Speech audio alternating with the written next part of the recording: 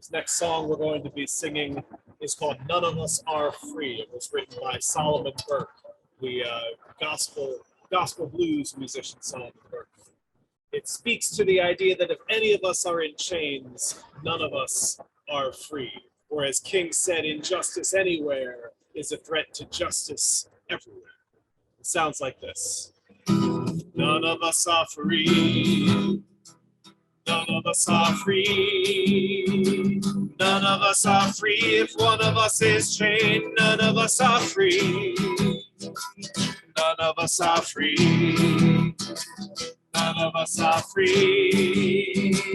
None of us are free. If one of us is chained, none of us are free. Let me tell you something. Oh, you better listen. None of us are free. None of us are free. None of us are free. If one of us is chained, none of us are free. None of us are free. None of us are free. None of us are free. If one of us is chained, none of us are free. One more time. None of us are free. None of us are free. None of us are free. If one of us is chained, none of us are free. None of us are free. None of us are free. None of us are free. If one of us is chained, none of us are. None of us are. None of us are. None of us are free. One of us is chained. None of us are free.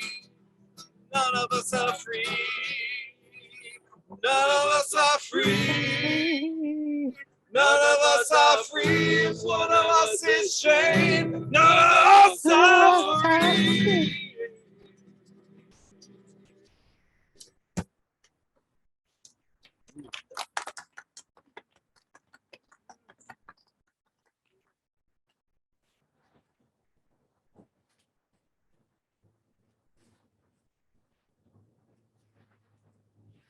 I'm going to ask each of us to take a deep breath.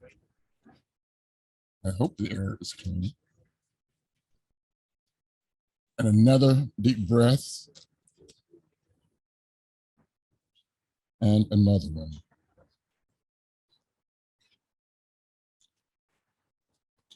I've had the great joy of standing with the Reverend Deborah Lee, certainly one of the most outstanding community organizers in the nation. And I reflected with her that I thought I had parked in the wrong parking lot, the one right back here. And I asked her where she had parked, and she said in the neighborhood, like we were instructed to do. So I said, I think I better do something. And she encouraged me and said she'd hold all my material. Well, as I went to the parking lot, I was met by one person in particular, a couple of others who had on their team showing. And luckily, I started the conversation. And I told them I thought I had parked in the parking lot by mistake. And of course, from the looks of them, it was a mistake. As I moved, they asked me which one was my car, and I told them. Parked beside me, which was not there when I first parked, was a van that said protective force. Wow. Protective force at this place? Who are the people they're protecting? This place is creating nuclear weapons designed to kill people, not protect people. We stand on the verge of nuclear annihilation. This is not hyperbole, but reality. So when I think of our theme, where do we go from here? Chaos or community? I first raise the question, what is our here? What is our here and where do we go from here? And I think we can certainly say that here is from our political leadership, the here is chaotic. And the very brilliant and valiant Daniel Ellsberg, who turns 92 today, seems to agree. He said modernization of nuclear weapons is ongoing in all 9 states that possess them. The US, most of all. Russia is making monstrous threats to initiate nuclear war to maintain control over Crimea and Donbass. Like the dozens of of the dozen of equally illegitimate first use threats that the United States has made to maintain its military presence in South Korea, Taiwan, South Vietnam, and with the complicity of every member state then in NATO, West Berlin. The current risk of nuclear war over Ukraine is as great as the world has ever seen. Talk about the Cuban Missile Crisis. This is as great as we have ever seen. Finally, people came to their senses in the Cuban War, and there was some kind of negotiation. That is one of the things that I condemn. Condemn the United States continuing to build weapons and weapons and weapons to Ukraine. And I certainly condemn, I want to make that clear, I condemn what Putin has done. I cannot support the invasion of Ukraine. And yet, at the same time, I condemn the fact that we got weapon after weapon after weapon with no commitment to peace, to sitting down and talking. How do we work this thing out? Putin is a problem, but he's not the only problem. And the problems we face in the world go far beyond Putin. They transcend Putin. They have a lot to do with our own, in this country, our own dedication to violence. We have a culture, a vile, overarching culture of violence in this country. It seems to be endemic to the systems, institutions, policies, and personalities that dominate our daily lives. Violence is on a massive scale. Putin is not responsible for the Pentagon budget of nearly $900 billion. Putin is not responsible for that. He's not responsible for the mass shootings in this country. More mass killings in this country than there have been days of this year.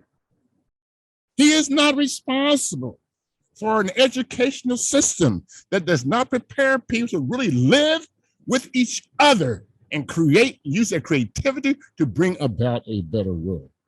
He is not responsible for the fact that there's a Martin Luther King Drive in Oakland, California, and it is pathetic. It's like we just cast people aside like they're rubbish and we do nothing about it. He's not responsible for that. He's not responsible for the draconian laws being passed all across the nation that say that a woman does not have a right to determine what she wants to do or needs to do with her own body. Draconian laws that are geared to exterminating trans people. He's not responsible for the fact that a young person can buy a gun quicker and more easily than a book. He's not responsible for that. We are. We are responsible for that.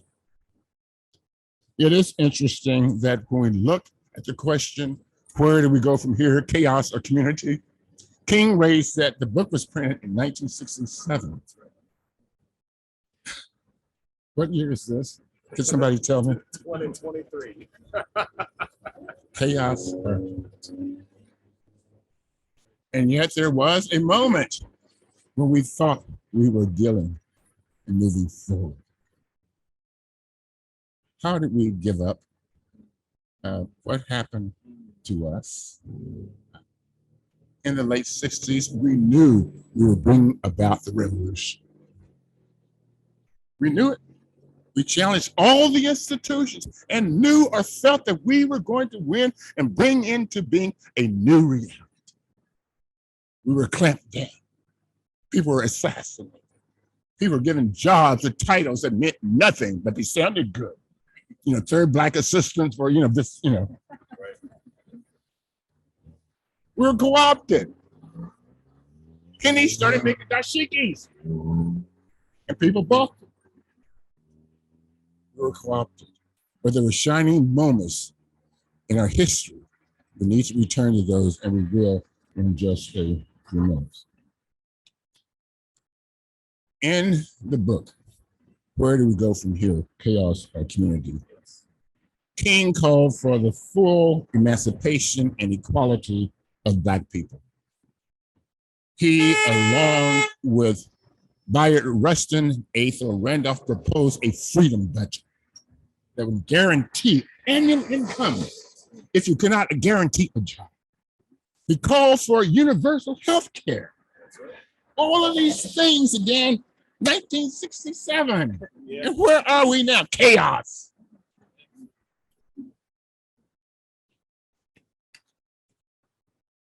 King was just disgusted by the contradictions in our country, real contradictions.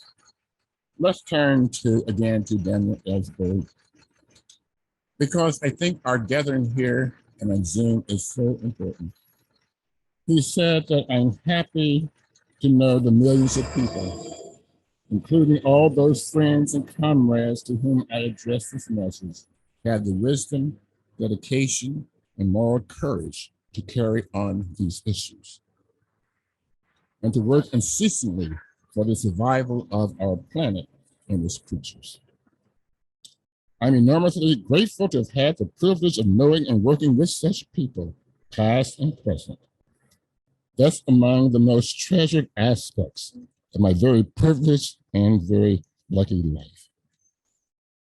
I want to thank you all for the love and support you have given me in so many ways. Your dedication, courage, and determination to act have inspired and sustained my own effort. See what happens to us individually when we're part of community? Chaos or community. This is a very special time in the history and in the tradition of three major religions. It's Ramadan. And out of Ramadan, the great spiritual experience where people go within and think about themselves and try to bring back a sense of purity and understanding. And at the end of it, what do they have to do? They have to give to less fortunate. What a beautiful religion. How powerful. Community. None of us is free if there's one of us in chains.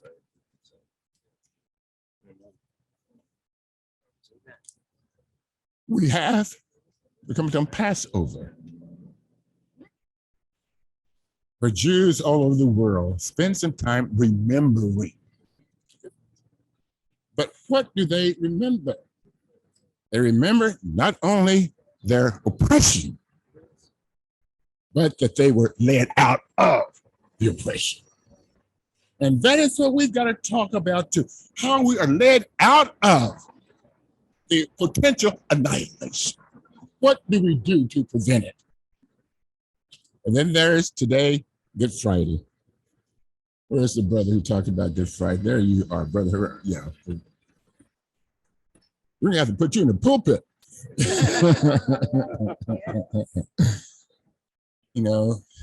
I don't know how Jesus got so distorted. I really don't, over 2,000 years. So he's nice, Again, he was executed by the state, by ruling authorities. Why? Because he was bringing into being a new understanding, a new human being, a new humanity. A new humanity. Not afraid anymore. Loving each other one another. Knowing that you have to preach good news to the poor. What does that mean? They're no longer going to be poor. That's good news to the poor.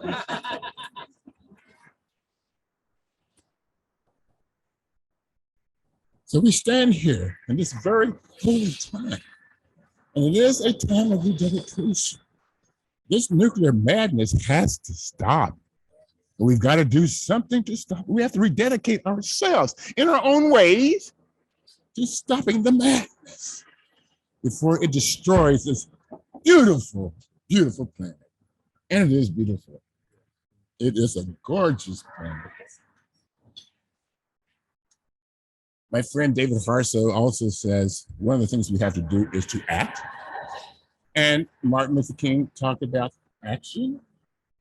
He talked about, when we don't act, don't say something, silence is betrayal.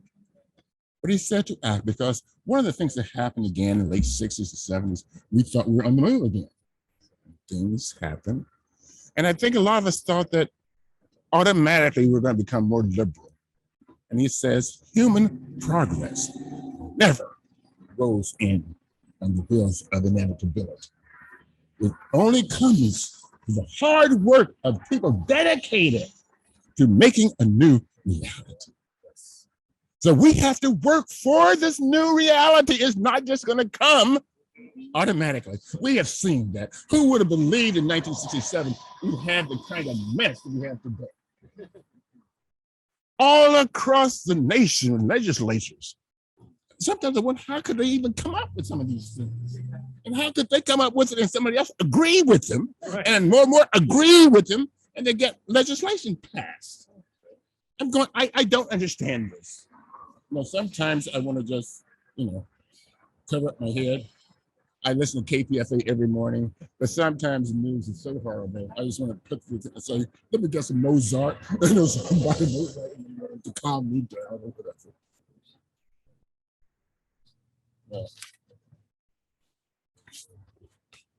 There is something that I want to share with you. Two things.